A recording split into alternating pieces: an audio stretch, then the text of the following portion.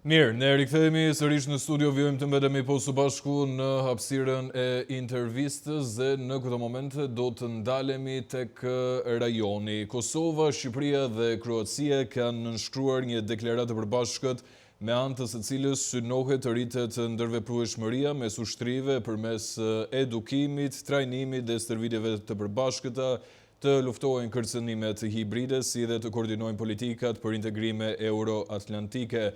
Të paktën ashtu siç thonë analizat e njohësve të kësaj çështje, këta të fundit shprehen se një aleancë e tillë është një thellim i bashkëpunimit që vjen për shkak të rrethanave gjeopolitike dhe kërcënimeve ndaj demokracisë, por edhe stabilitetit të rajonit. Menjëherë pas firmosjes së kësaj marrëveshjeje ushtarake ndërmjet tre vendeve, Shqipërisë, Kroacisë dhe Kosovës, i menjëhershëm ka qenë edhe reagimi i Serbisë, i cili e ka quajtur këtë aleancë ushtarake si një provokim për stabilitetin e rajonit.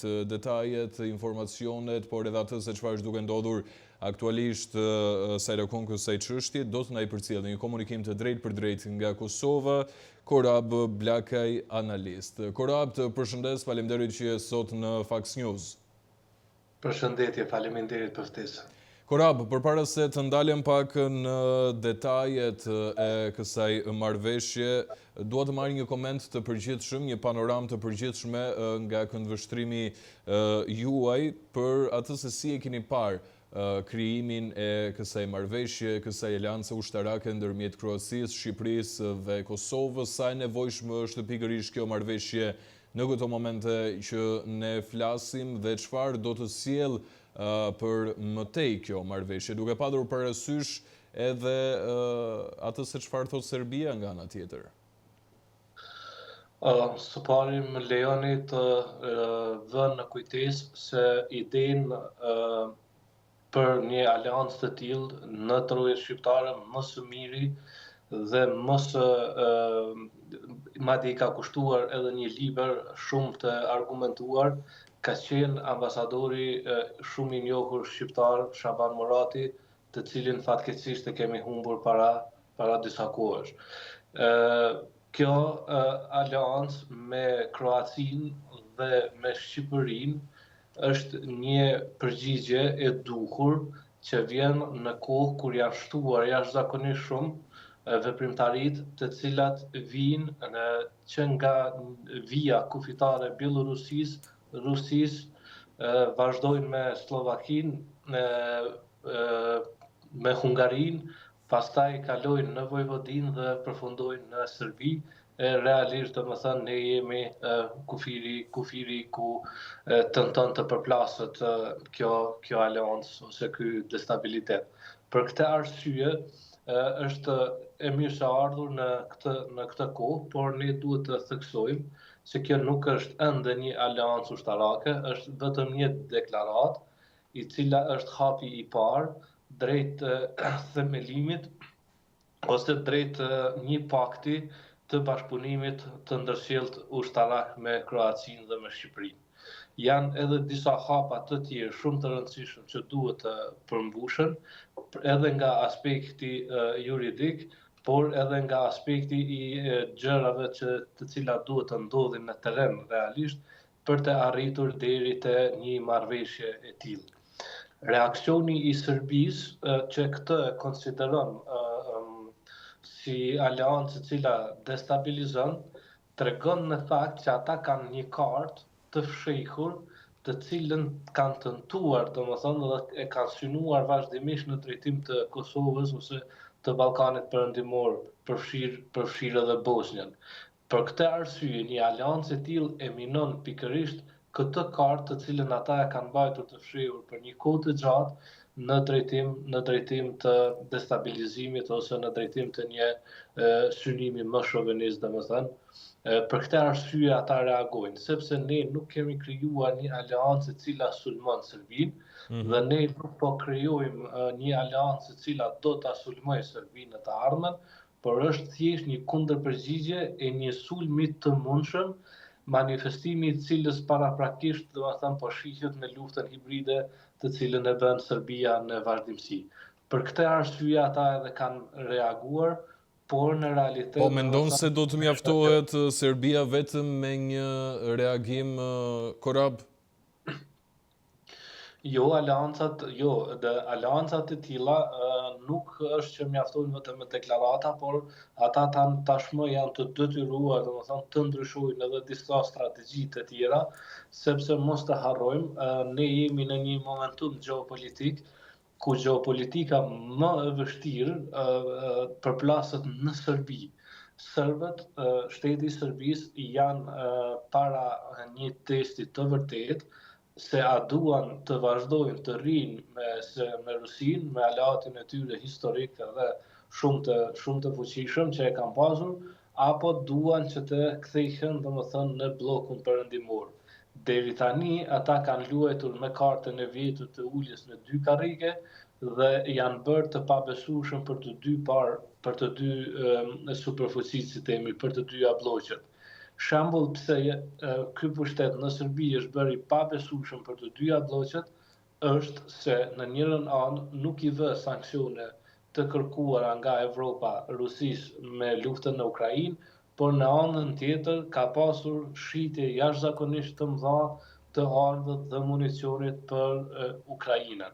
Domethënë, Serbia ka luajtur vazhdimisht në të dy krahët dhe tani, domethënë, ata duhet të përcaktohen. Për këtë arsye politika e tyre reflekton një lloj nervoziteti dhe strategët e tyre të sigurisë ju duhet të ripërshtaten ose ta bëjnë update strategjinë e tyre të sigurisë me ndodhinë, domethënë, të cila ndodhi në Tiranë, me nënshkrimin e kësaj deklarate e cila ndodhi në Tiranë.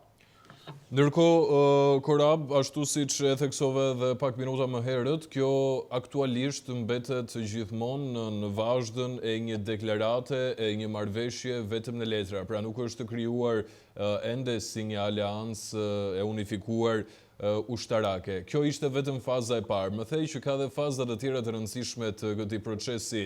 Cilat janë këto faza të tjera, Korab, nëse kemi dieni dhe nëse kemi mundësi t'i analizojmë? Pra çfarë ndodh në vijim? Analiza për këtë është një analizë goxha komplekse, nuk është se mund ta sjellim domethënë me pak fjalë ose me pak minuta, sepse ajo don një kujdes të veçantë, domethënë, për të analizuar të gjitha elementet e kësaj. E para, kjo zhvillohet brenda doktrinës së NATO-s. Kroacia dhe Shqipëria janë dy shtete të cilat janë anëtarë të plota në NATO. Ajo e cila nuk është në NATO, por NATO është brenda saj, është Kosova. Domethënë, e gjitha që zhvillohet me këtë marrëveshje, zhvillohet në kuptimin ose në imitimin edhe të disa marrëveshjeve të tjera të shteteve anëtare të NATO-s.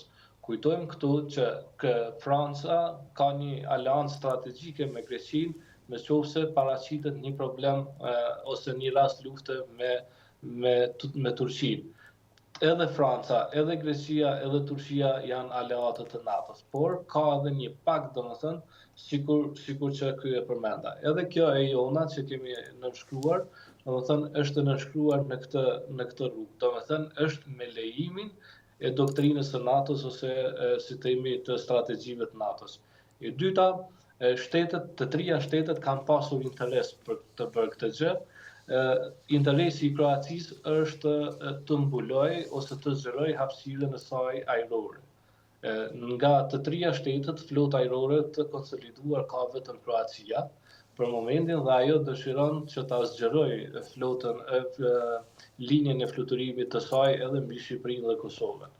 Në anën tjetër, tenton edhe të ripozicionojë ose të forcojë pozicionin e saj ndërkombëtar brenda Ballkanit.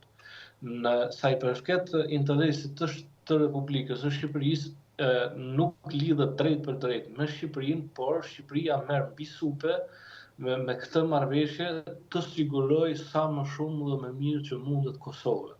Pra si një palë ndërmjetësuese, me pak fjalë, Shqipëria është e pozicionuar, apo jo, Korab?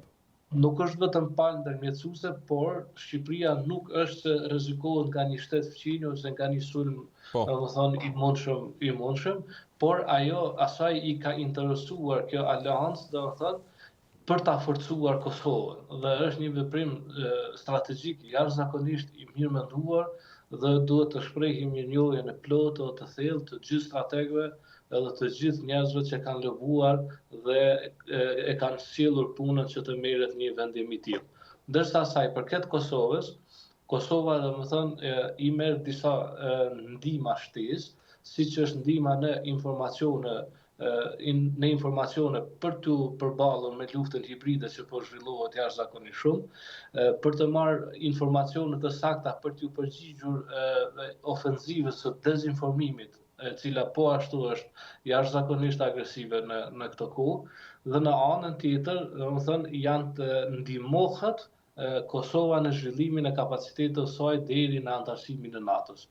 Përfshirë domethënë tentimin për të krijuar një industri ushtarake me teknologji ose me ndihma, si themi, nga Kroacia, dhe në anën tjetër domethënë merr trajnime të duhura, ushtria e Kosovës merr trajnimet e duhura ose më shumë se sa që ka pasur deri më tani nga Kroacia.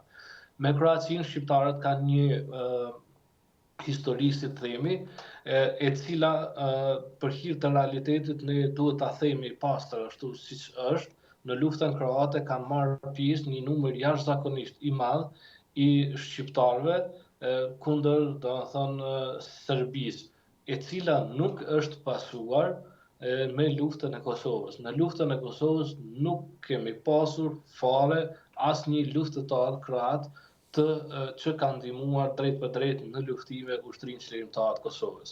Por, në rrethana të cilat janë aktualisht, është e udhës, domethënë, që të bëhet kjo aleancë me Kroacinë, duke u nisur nga ajo formula e vjetër që armiku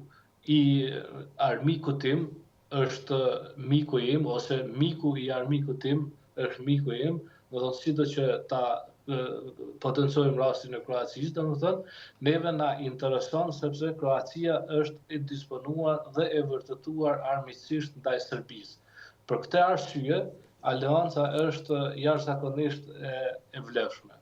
Por, ne duhet të synojmë të vazhdojmë këtë doktrinë të aleancave edhe me Bosnjën, ku këtu tani paraqiten disa probleme se Kroacia do ta kundërshtojë një gjë të tillë, por duhet të synojmë ta kemi këtë aleancë me Bosnjën dhe me Bullgarinë. Në qoftë se arrihet të krijohet një aleancë e tillë dhe në vitin e kaluar në Kosovë, në Maqedoni, por edhe Shqipëria po ashtu, i kanë nënshkruar marrëveshjet e reja strategjike me Turqinë, të cilat pritet shumë shpejt Parlamenti i Turqisë me procedura të shpejta t'i ratifikojë. Domethënë, atëherë ne kemi një aleancë ballkanike ndaj një shteti destruktiv siç është Serbia, dhe kjo asimetri e Kosovës, që është momentalisht përka fuqia e armëve ofensive, si themi, barazohet në një nivel jashtëzakonisht të lartë, dhe unë besoj që politika më e mirë që shqiptarët duhet ta bëjnë është politika e forcës, sepse vetëm forca e krahasueshme me armikun ose potencialisht më e madhe se e tij mund ta detyrojë atë të jetë një fuqi me politika paqësore. Unë jam absolutisht pro kësaj deklarate. Ndërsa tek pyetja se cilat janë hapat që duhet të ndjekun deri tek pakti, deri të një pakt ushtarak që synohet, domethënë, janë disa hapa të cilët janë, si themi, konkret. E para, këto duhet të ratifikohen, në fund, duhet të ratifikohen edhe tek parlamentet e të dyja shteteve, për të bërë juridikisht të pranueshme. Në anën tjetër edhe duhet të krijohen mekanizma ose komanda të përbashkëta, të cilat domethënë e ndihmojnë këtë aleancë. Duhet të krijohen trupa të përbashkëta për ta ndihmuar këtë që të ndodhë kjo gjë. Pra nuk është shumë e lehtë të arrihet deri te një pakt i tillë, sepse Kësaj tani do t'i kundërvihen edhe shtetet të cilat nuk e shohin me disponim të mirë këtë aleancë, po flas për shtetet të perëndimit, të BE-s, të cilat nuk e shohin me sy të mirë këtë aleancë, që mund të përmendim Franca do të jetë kundër, mund të jetë kundër, Greqia do të jetë kundër po ashtu, Spanja dihet që do të jetë kundër, Slovenia nuk do ta shohë me sy të mirë këtë, domethënë është një dhe do t'i kundërvihen. Prandaj janë disa hapa të cilat do të ndërmerren deri në fund, shtuar edhe me rezistencën e këtyre shteteve që i përmenda, plus rezistencën ose destruktivitetin që vjen drejt për drejt prej Rusisë edhe Serbisë po ashtu. Është edhe një rrugë e gjatë për të ardhur deri te një pakt final. Mirë, rrugë e gjatë të cilën ne do të ndjekim me shumë vëmendje. Korab, dua të di pak si është lexuar dhe si është përkthyer për politikën e brendshme në Kosovë ky pakt i arritur dhe kjo marrëveshje e firmosur nga Shqipëria, Kroacia dhe Kosova. Çfarë thon në brendësi të korridoreve të politikës kosovare? Kur është botuar libri i ambasadorit Murati, është ndjekur me një kujdes të veçantë nga kryeministri Albin Kurti kjo doktrinë. Madje ka pasur edhe shkrime në atë kohë, të cilat janë marrë me deklarata të kryeministrit të Kosovës që i intereson, domethënë që të arrihet një aleancë e tillë. Pra, domethënë ka marrë kohë kjo derisa është kanalizuar deri në këtë nivel. Unë e shoh domethënë që në Kosovë nuk kemi pasur zëra kundër saj. Nuk kemi pasur asnjë nga partitë politike të cilat e kundërshtuar, asnjë nga ekspertët e sigurisë nuk e kemi parë të kundërshtojë një gjë të tillë. Ka disa që i kanë balancuar, domethënë, pritshmëritë euforike të popullit, si themi, me analiza më të sofistikuara, domethënë, por nuk kemi pas zëra kundërshtues të kësaj. Në këtë kuptim, leximi është i qartë që edhe në politikë, edhe në vendimarrje, po edhe tek partitë opozitare, tek komitetet tjera të partive, domethënë të grupet që veprojnë brenda partive, nuk ka zëra të cilat e kundërshtojnë. Kjo lën, si themi, jep shije të mirë për të shpresuar që pavarësisht cilat pushtete vinë së shkojnë në Kosovë, kjo linjë do të ndjeket sepse është me interes të madh për sigurinë. E qartë, ndërkohë ka patur një reagim të ditës së sotme Korab nga Ministria e Punëve të Jashtme të Kosovës, si një kundërpërgjigje kundër asaj se çfarë ka thënë dhe ka theksuar Serbia për një provokim të mundshëm pas realizimit të kësaj aleance. Ndërkohë, marr komentin tënd të fundit se rakon deklaratës Vučić, që thotë se Shqipëria dhe Kroacia janë duke bërë garë armësh. Për të bërë garë armësh, ne fatkeqësisht jemi të vonuar. Gara e armatimeve në Evropë ka filluar në vitin 2019, kulminacioni i asaj fshehtësie të kësaj gare është shfaqur me krizën energjetike. Kur pati krizë energjetike, duke mos u mbyllur asnjë nga reaktorët bërthamor, me asnjë avari të ndodhur në tërë botën, kur nuk pati asnjë mbyllje të hidrocentraleve ose të reaktorëve tjerë të cilët prodhojnë energji elektrike, duke shtuar madje edhe parqet e reja solare, jashtëzakonisht parqe të shumta të energjive të ripërtritshme, dhe papritmas u shfaq domethënë një krizë energjetike. Pyetja reale që bëhej në atë kohë nga mendjet e ndritura ishte çfarë po ndodh ose çfarë është duke u përgatitur të ndodhë.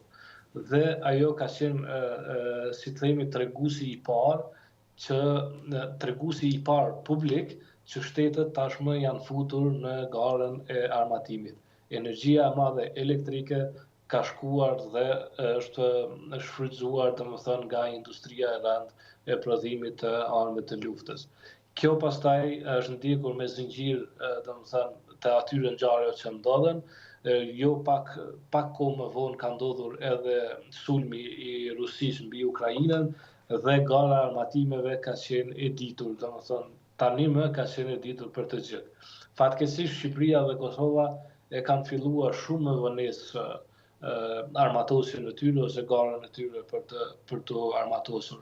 Por ne duhet të jemi mirënjohës, sidomos shtetit mik strategjik që ndihmon në sigurinë e Kosovës, edhe brenda kuadrit të NATO-s, por edhe mos të jetë brenda kuadrit të NATO-s, është Republika e Turqisë, ajo që i ka vënë në dispozicion vazhdimisht edhe ushtrisë së Kosovës ekspertizën, armët, madje dronët e ri dhe teknologjinë e ri, edhe Shqipërisë në vazhdimsi i ka dhënë këtë teknologji. Së fundmi kemi parë edhe kryeministrin Rama, që vizitoi domethënë në bazën ajrore, ku u shfaqën disa nga armët e reja të ardhura, domethënë raketa të komanduara me lazer, që janë teknologjia e fundit, ishin të gjitha të ardhura nga Turqia. Pra, Vučić mund të shqetësohet për këtë armatosje të Kosovës, por të Shqipërisë, por nuk ka pse të shqetësohet sepse ne nuk po ndërtojmë kapacitete ofensive. Armët tona nuk janë armë të cilat janë ofensive. Raketat tona nuk janë raketat të cilat mund të godasin Beogradin drejt për drejt pa, domethënë, prej nga territori jonë. Ne nuk kemi krijuar ende asnjë flotë ajrore ofensive. Ne nuk kemi avion bombardues. Për këtë arsye, ajo që flet Vučići me shqetësim për Kosovën e tregon me fakt synimin e tij të fshehur. Ata kanë dashur në një rrethanë gjeopolitike të favorshme për ta të risulmojnë Kosovën dhe të arrijnë objektivat me një lehtësi të madhe. Duke e parë se armatosja e Kosovës dhe e Shqipërisë e pengon realisht këtë objektiv, ata janë të nervozuar dhe dalin me deklarata të tilla. E kuptoj. Korab, të falenderoj shumë për këtë analizë tepër të qartë, një analizë e cila lidhet me zhvillime të rëndësishme për Kosovën, por edhe për rajonin nga ana tjetër. Ishte kënaqësi. Faleminderit, po ashtu. Miu pash. Ne do të shkëputemi në publicitet, rikthehemi sërish pas pak.